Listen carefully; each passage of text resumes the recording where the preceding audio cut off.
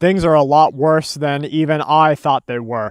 You know, until you look outside of your area, you don't begin to see how bad things are actually getting. And when we put out that request from our viewers here to send in pictures from their local Walmart, CVS, Targets, and stores that have shortages, we started to see that the scope of this problem is very, very large. If you think that what we're seeing is bad right now, you just wait till the next step. Remember, the U.S. government just increased the food stamp allotments by 25% indefinitely. They did this because they know prices are going to continue to go up, quality is going to continue to decrease, and availability, that is, shortages, are going to continue to get worse. Pictures 1 and 2 here are from Wendy in Indiana. She sent in these pictures showing the meat and water section of her local store decimated. She writes in, "We are in central Indiana. Shelves are limited in supply, and often we can't find things that we regularly use. Regards, Wendy." Thank you. Pictures 3 through 5 here show from Randy. He sent in pictures of empty bread aisles, low ramen foods, and limited canned goods. He writes in, "I talked with an Amish gentleman here. They only had 5-pound bags of sugar and no yeast, and that's what his wife asked him to get. I have plenty in my stores," that is storage or pantry at home, "and offered it to his family. Thanks for a great channel. I appreciate your show. Sincerely, Randy." Randy, that is an awesome thing to do, and one thing that we can do to come together is start to help people and barter and trade, especially when we see these supply shortages. These shortages, you might have a ton of ramen at your store. Randy has almost none at his store, and these might be continual items that go into the pantry. Ramen is a great, easy to prep, easily and long-term stored food good for your pantry, and it's cheap. It's very inexpensive, or at least it used to be before this 12 to 25% inflation started to hit. Picture 6 here is from Daniel B. This is a little bit different. It's a GameStop. Stores are closed. Employee shortages. They show us that this problem goes beyond just food or supply shortages in product goods. We're also living through right now in our world a wage rebellion, a time when the servants, the peasants stand up and say, "I'm no longer going to work from you from the day I'm 16 years old to the day I'm dying. I'm just not going to do it anymore." And people want more out of their life. We see these fundamental shifts all the time throughout history. They're never good.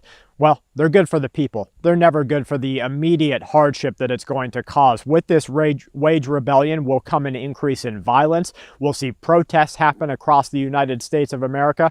And in fact, the Department of Homeland Security just started warning you, and I'm sure that you've read this already, just started warning you that the problems that the U.S. faces are not from without.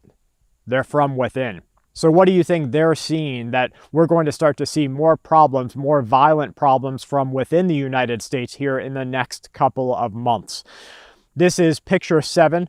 Exploration sent in this image of a wasted paint aisle. We were warning you a few months ago that paint prices were going to go up. This is on this channel, and we were warning you that availability was going to go down. Exploration writes in the following for us. At Wally World tonight, not only was bread, soda, and juice empty, I also noticed no spray paint, no conventional motor oil. They had synthetic motor oil, but not conventional. Tractor Supply was low on motor oil as well. This is in upstate South Carolina. Picture 8 comes to us from Burbank O, who writes in, "This is a Walmart in Memphis, Tennessee."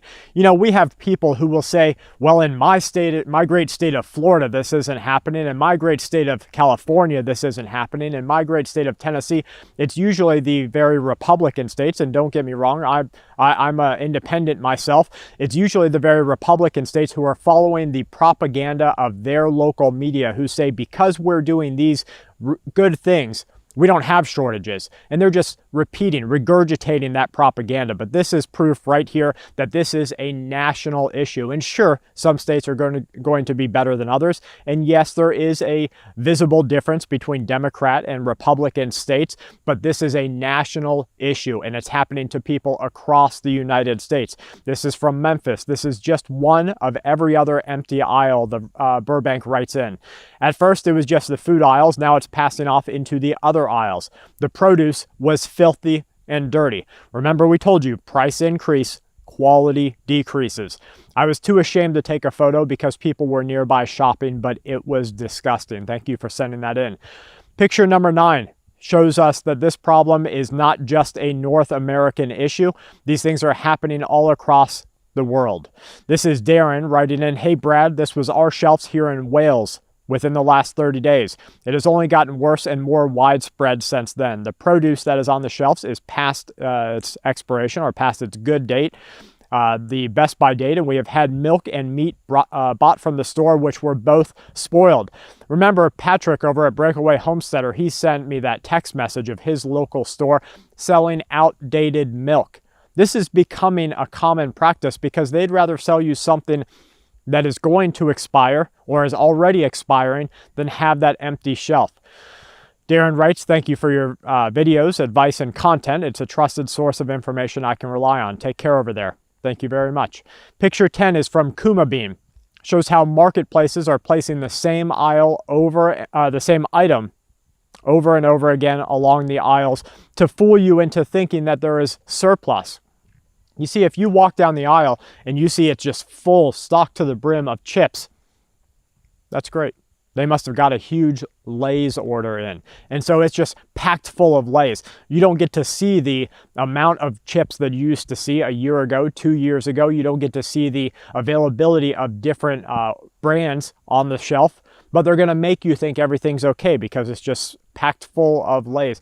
It's usually not Lay's that you see. It's usually an off-brand, a store brand, maybe a little known brand that they just never sell out of. They used to just have crates and crates of it in the back. And so instead they said, okay, let's just bring out all these, pirate kettle chips or whatever it might be, and let's just stack the shelves with those.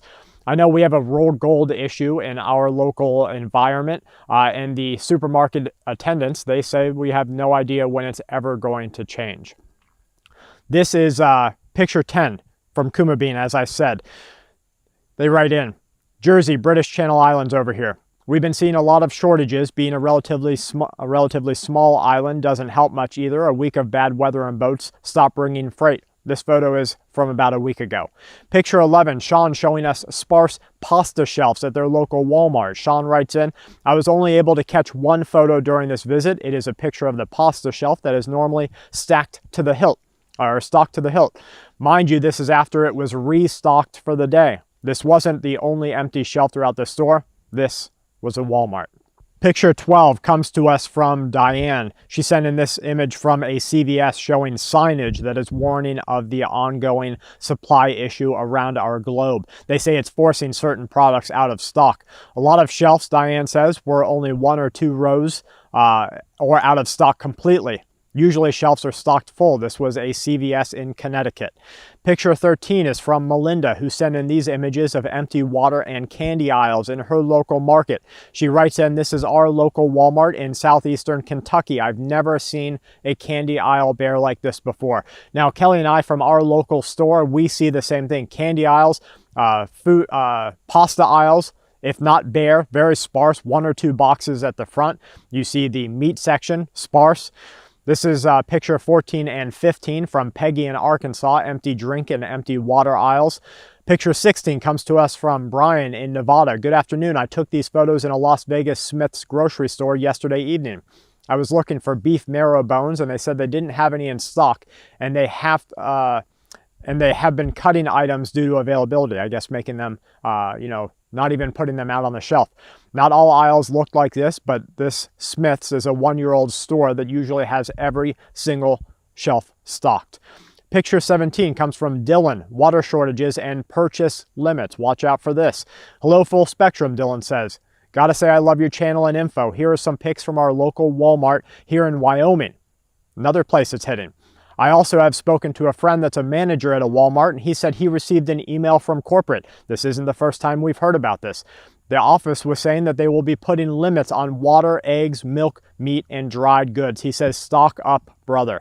Yes, please everybody, stock up your pantry because they are going to begin limiting. You're going to see a repeat of the hecticness of 2020, and you're going to see a repeat of the violence of 2020. Taking a little bit of a break away from the images, Courtney says, "Hi, I just wanted to tell you how I wanted a hand crank washer on Amazon that was $50 just a couple of weeks ago. It went up to $70. Inflation is here. I wrote the company and I asked them if the price would be coming down anytime soon because of the influences on Amazon or the fluctuations. They said that no, that's the new price. It's the permanent price because of how much their shipping costs went up. Also, I bought ice pops and corn recently, which both shrunk. Yep, we're seeing that. The ice pops are about 3/4 the size. Look at Kelly and I couldn't believe it. You know, every once in a while we try to get our children a little bit something different that they haven't had before. And we haven't had Nutri-Grain bars in our house for years. We opened up that Nutri-Grain bar for our kids and it was like a Tootsie Roll.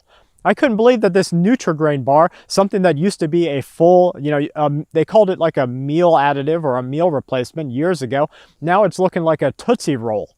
And they've tried to give this to you for like, what, $6, $8 a box? It's ridiculous. I live in New Jersey. This is from Courtney. She says that we haven't seen anything crazy here yet, but it's starting. I'm seeing the normies, the normal people in my mom's group, now asking other people if they notice how the shelves are bare. Thankfully, I'm seeing people that are telling others to stock up for what's coming. That's great. Thank you very much, Courtney. Our friend Storm sent in this article from one U.S. state that is showing violence on the increase. This was a man who had his life taken from him in a chaotic altercation between an angry group of people from a South Lake Union homeless encampment and a Seattle couple who had gone to the encampment to get back their stolen goods. Guys, the world is changing around us. It's changing right before our very eyes. You can't go about the same way of life that you did in 2018. You can't go to the store thinking that you're not going to have an altercation. You have to practice confrontation, resolve. You have to try to not have a confrontation first. That's the most important thing.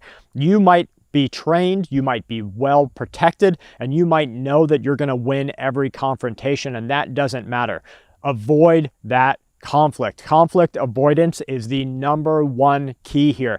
You don't want to wind up in a jail right now. And trust me, no matter what happens, you're likely going to go to jail that night. Doesn't matter. And the more protected you are, the more well-trained you are, the cops are going to look at you and say, oh, he premeditated this, or oh, he was ready for this, or that guy must have really put a whooping on that other guy. And then you're going to go to jail, and you don't want to be in jail right now. Lots of bad things are happening across the world, and we have to start to get ready for them. Number one is avoiding those conflicts altogether. We avoid conflicts in our availability of goods by stocking up our pantry. We avoid conflicts and violence by making sure that we travel with groups and making sure that we don't look like a target.